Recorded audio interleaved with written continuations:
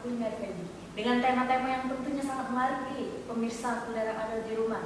Dan hari ini kita akan membahas tema yaitu tentang bagaimana menggapai rahmat Allah Subhanahu wa taala. Dengan bintang tamu yang sangat luar biasa yang ada di sebelah saya, Pak Ma'il. Apa kabarnya, Pak? Ya, alhamdulillah baik, sehat walafiat. Gimana Mbak ya? Alhamdulillah. Jadi kita akan membahas tentang bagaimana sih menggapai rahmat Allah Subhanahu wa taala. Bisa langsung dijelaskan, Pak? Cara kita untuk menggapai atau mendapatkan rahmat Allah itu seperti apa? Oke, baik. Sebelumnya selamat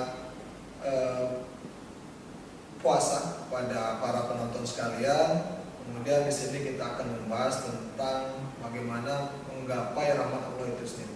Dan dari berbagai macam literatur ini Malia juga dan penonton sekalian, bahwasanya kalau untuk rahmat Allah ini kan bisa dipecah menjadi dua bagian. Kalau rahmat ini adalah kasih sayang. Kalau misalnya kalau kita biasanya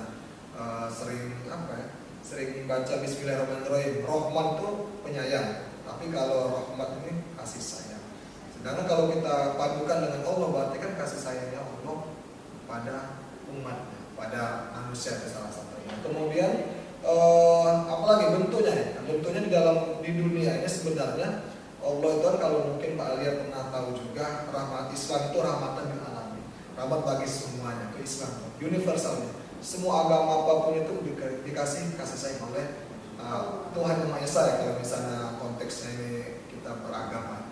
Cuman di sini yang harus kita bawa bersama, bahwasanya rahmat Allah ini atau rahmat yang sampai cita ini diberikan kalau misalnya diperuntukkan bagi orang muslim, orang yang beriman itu akhirnya nanti akan mendapatkan surga.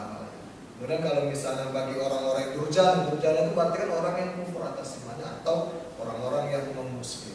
Itu biasanya diberikan, mungkin Mbak Ali atau teman-teman sekalian pernah mendengar istidroj. Istidroj itu artinya itu diberikan kenikmatan tapi atas dasar kemurkaan dari Allah SWT. Itu nauzubillah min dzalik. Semoga kita tidak termasuk ke dalam golongan seperti itu. Nah, kemudian apa lagi di sini? Habis itu bagaimana sih takwa itu sebenarnya? Takwa kan banyak orang itu kadang-kadang pada saat sholat Jumat sering dikasih tahu oleh yang pengantar khotib misalnya kan, bertakwalah kamu sebagai macam sebenar-benar takwa. Tapi takwa itu sebenarnya adalah bentuk kita sebagai manusia kepada pencipta juga, bagaimana kita itu menjalankan perintahnya dan menjauhi segala larangannya. Itu sebenarnya takwa. Kata orang itu tunduk, patuh, sami'na wa ata'na, dengar dan laksanakan. Itu kalau misalnya dalam segi perintah atasan. Itu kira-kira.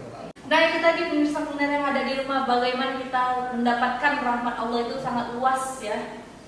Nah, sekarang kalian mewakili pertanyaan dari pemirsa yang ada di rumah, Pak. Apa saja sih bentuk-bentuk dari rahmat Allah itu sendiri, Pak? Oke, siap.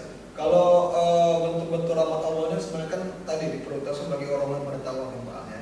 Jadi takwa ini kan menjalankan perintahnya dan menghindari segala larangan. Nah, perintahnya itu apa sih yang sedang kita rasakan saat ini, ya ini di bulan Ramadan.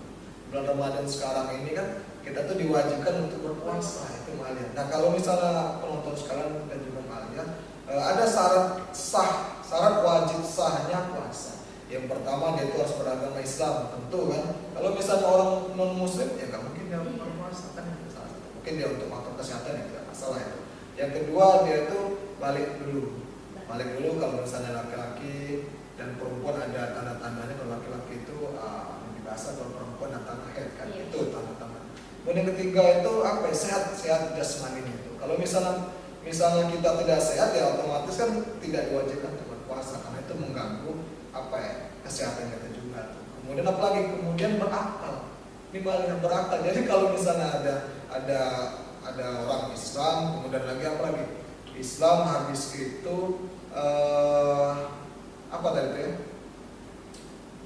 Islam kemudian balik kemudian lagi dia itu sehat, kemudian lagi berakal, itu satu komponen yang bersama.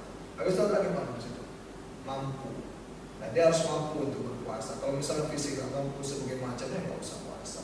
Biasanya tidak dalam perjalanan Kemudian apa lagi kemudian lagi yang terakhir di sini apa ya, dia itu tidak, keadaan badannya itu suci. Ya kalau ini biasanya kalau suci ini identik dengan wanita. Iya.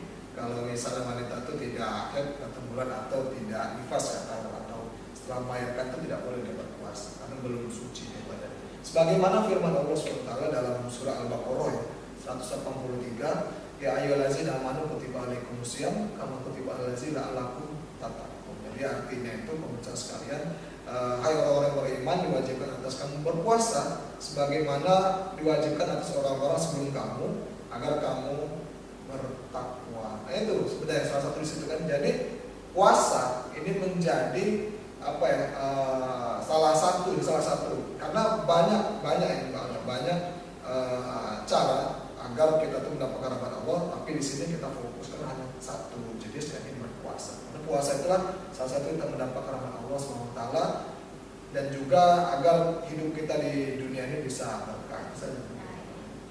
Nah itulah tadi pemirsa yang ada di rumah penjelasan dari Pak Mail bagaimana cara kita mendapatkan rahmat Allah SWT dan bentuk apa saja rahmat Allah itu sendiri.